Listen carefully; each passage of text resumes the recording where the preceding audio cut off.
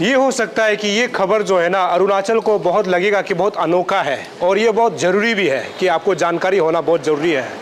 अभी अभी यहाँ पर एक ऑफिस का उद्घाटन हुआ है। ये ऑफिस क्या है आपको बताना बहुत ज़रूरी है। ये आज भारतीय रेलवे माल गोदाम श्रमिक संघ, ये आप देख सकते हैं, ये पूरा हिंदुस्तान में फैला हुआ है और बताया गया है कि पिछले 24 सालों से जो है ये पूरे भारतवर्ष में काम कर रहा है। आप लोगों ने जब रेलवे स्टेशन में गया है तो कुली को देखा होगा या फिर सामान उठाते हुए जो श्रमिक है यानी जो मजदूर है उसको आप लोगों ने देखा होगा। हालांकि ये जो है कुली नहीं है, कुली जो है लोगों का जो है लगेज वगैरह उठाता है, लेकिन यहाँ जब हम श्रमिक की बात करते हैं जो आप मालगाड़ी होता है, हर ट्रेन स्टेशन में एक मालगाड़ी होता है जो एक स्टेट से दूसरे स्टेट में सब्जी पहुँचाता है, फिर दुकान का सामान को पहुँचाता है। उसमें लोडिंग करना अनलोडिंग करना ये श्रमिक का काम होता है। हालांकि ये जो है ऐसे बताया जा रहा है कि भारतीय रेलवे माल गोदाम श्रमिक संघ जो है पूरा हिंदुस्तान में श्रमिकों के लिए काम करता है। जो लोग डेली वेजेस के तौर पर काम करता है उनको जो है ये देखभाल करता है कि किस प्रकार से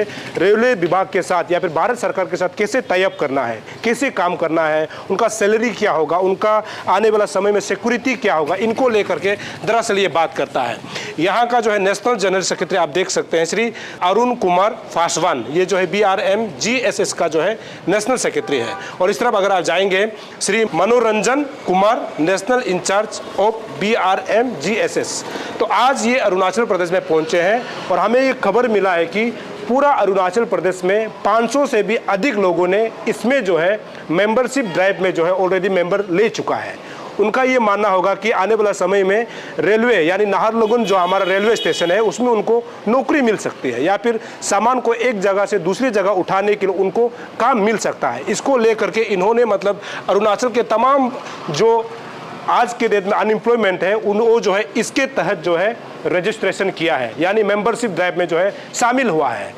क्योंकि इसको शुरू होते हुए अभी ऑलमोस्ट 1 साल खत्म हो गया, लेकिन हमारा अरुणाचल के लोगों का ये कहना है कि अभी तक उनको ना सैलरी दिया जा रहा है ना उनको काम पर रखा जा रहा है। और इनका भी एक कारण है क्योंकि नाहरलगुन में जो है हमारा जो है गोदाम नहीं है, गोदाम जहाँ पर सामान को रखा जाता है, या हारमोटी में जो हमारा जो नज़दीकी इलाका जो है हारमोटी में है, तो हारमोटी में भी काम करने का अभी उनको मौका नहीं दिया जा रहा है। हालांकि ये हो सकता है कि कल को नाहरलगुन में अगर गोदाम बनता है और ये जो है संगठन अगर सही काम करता है तो अरुणाचल के 500 से भी अधिक यानी हमको खबर ये मिला ऑफिशियली यानी 588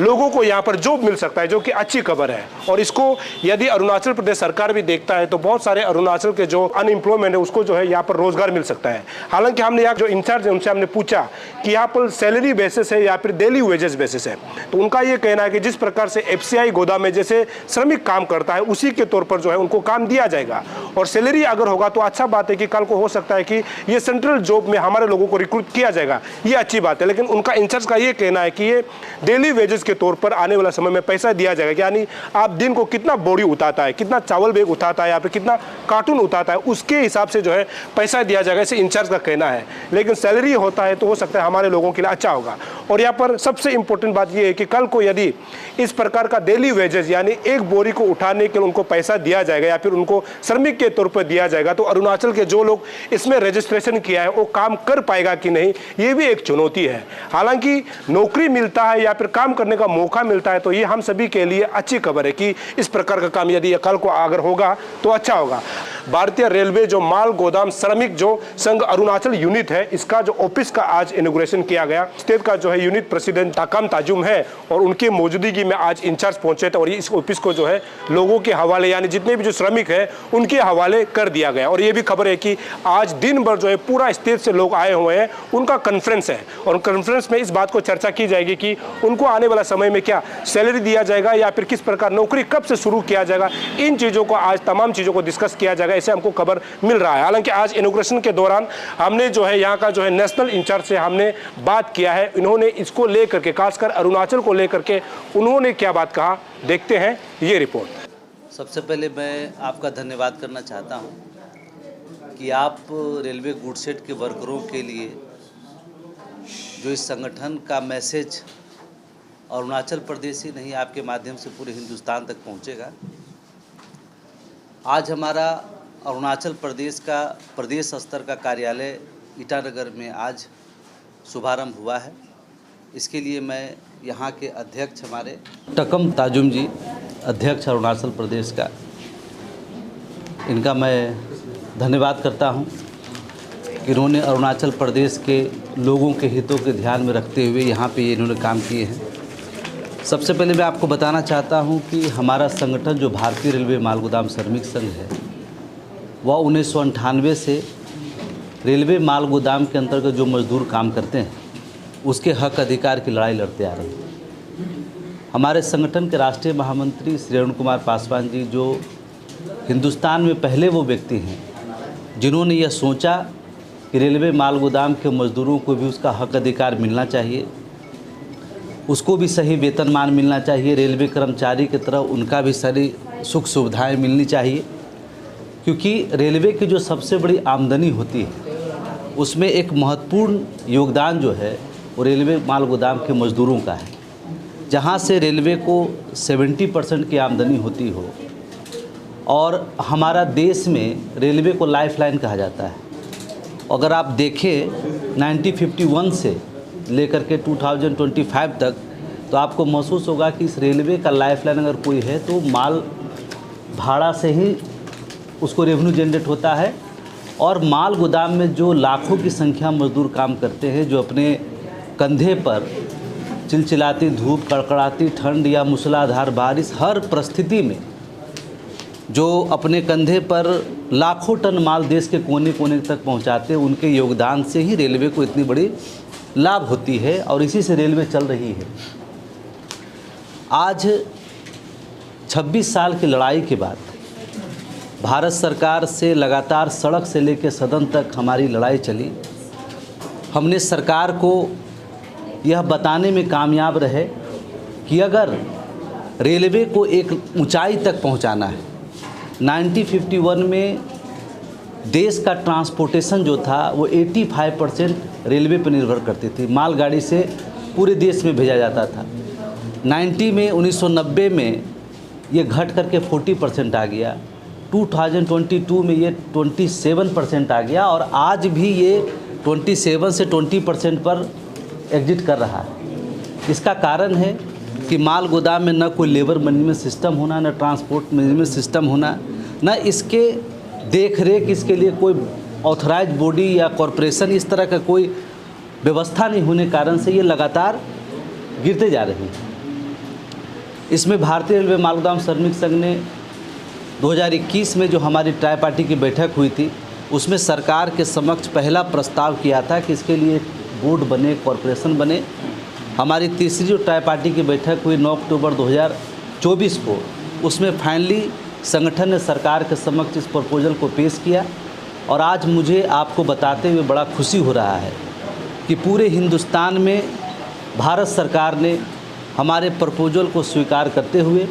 देश में इस 6/5/2024 को 25 को पूरे हिंदुस्तान के हर माल गोदाम में वेरिफिकेशन का ऑर्डर जारी कर दिया है। और इस प्रपोजल को एक्सेप्ट करते हुए अब आने वाले दिन जो है वेरिफिकेशन की प्रक्रिया समाप्त होते ही रेलवे माल गोदाम के मजदूरों को जीवन में एक बड़ा क्रांति आएगा, उसके जीवन में बड़ा एक भाग्य उदय होगा। जो आज समाज के सबसे अंतिम पंक्ति में गुजर बसर करते थे, आने वाले दिन में माल गोदाम के मजदूरों की आर्थिक स्थिति काफ़ी मजबूत होने का काम होगा। सर, मैं रोकना ये बात हो रही थी, जैसे आप बोल रहे हैं कि मजबूत होने जा रहा है, ये सैलरी चीज़ जो है, क्या गवर्नमेंट जो है वेरिफिकेशन करने के बाद हमारे गवर्नमेंट ऑफ इंडिया का तरफ से ये देना शुरू करें? बिल्कुल। अभी चूँकि ये रेलवे या मिनिस्ट्री ऑफ लेबर एम्प्लॉयमेंट के अधीन ये नहीं आ पाया था इस रूल रेगुलेशन की वजह से, तो हर माल गोदाम पर अपने अपने स्तर में आप ये इस बात को महसूस करें। आज हम सभी लोग 2025 में हैं और एक हरमोती माल गोदाम में या देश के किसी माल गोदाम में जब एक मज़दूर 50 किलो सीमेंट की बोरी उतारता है, कोयला की लोडिंग करता है, उसको 50 किलो वजन उठाने पर मात्र 1 रुपया 1.5 रुपया उसको प्राप्त होता है। कितना बड़ा शोषण हो रहा है। और अब ये पूरी वेरिफिकेशन प्रोसेस में अगर एफसीआई के मज़दूरों को, सीडब्ल्यूसी के मज़दूरों को 12 रुपया 14 रुपया के भुगतान हो रही है, तो आने वाला दिन में माल गोदाम के मज़दूरों को भी 14 रुपया के भुगतान होगा, जिससे एक अच्छी खासी जो आप कह सकते हैं कि मिनिमम वेजेस से लगभग 2 गुना 3 गुना उसको अर्निंग होने का काम होगा। और साथ ही साथ हमारे मज़दूरों को चाहे मेडिकल की फैसिलिटी हो, सोशल सिक्योरिटी फैसिलिटी हो, रेलवे की तरफ से सुविधा हो, ये सारी चीज़ें इसके माध्यम से उसको मिलना शुरू हो जाएगा इस व्यवस्था के माध्यम से। जैसे कि सर आपका भी एक विजन है, हाँ। हमने भी गूगल सर्च किया देखा है, तो आपका विजन जो है, आपका जो यूनियन को है गवर्नेंटाइज करना है, हाँ हाँ। तो उसको लेके आपका तरफ से अभी तक कितना कदम उठा चुका है और ये कब होगा बोल के हमको दिखेगा? हाँ, मैं आपको बताना चाहता हूँ कि भारत का पहला यह संगठन है जिसने 2003 से लेकर 2024 तक 3 बार भारत सरकार के समक्ष कैबिनेट का ट्राईपार्टी की बैठक की। और ख़ास करके मैं आपके माध्यम से भारत सरकार के श्रम मंत्री जो इससे पहले संतोष गंगवार थे, उनका भी अभिनंदन करना चाहता हूं कि हमारा संगठन ने जो सरकार के समक्ष 14 डिमांड रखा था, जिसमें मज़दूरों को सैलरी से लेकर उनकी फैसिलिटी से लेकर उनकी बच्चों के शिक्षा से लेकर के सारी सुविधाएं, वो सरकार ने उसको एक्सेप्ट किया था कि भारतीय रेलवे माल गोदाम श्रमिक संघ जो मांग रखी हो बिल्कुल जायज़ है और उनको मिलना चाहिए। वर्तमान जो श्रम मंत्री है मनसुख मांडविया जी, वर्तमान जो श्रम मंत्री भी अश्विनी वैष्णव जी है, वर्तमान रेलवे बोर्ड के चेयरमैन सतीश कुमार जी हैं, इन तीनों के साथ संगठन ने बैठक की और उन्होंने इस बात से स्वीकार किया कि अगर ये सारी सुविधाएं मज़दूरों तक पहुंचाना है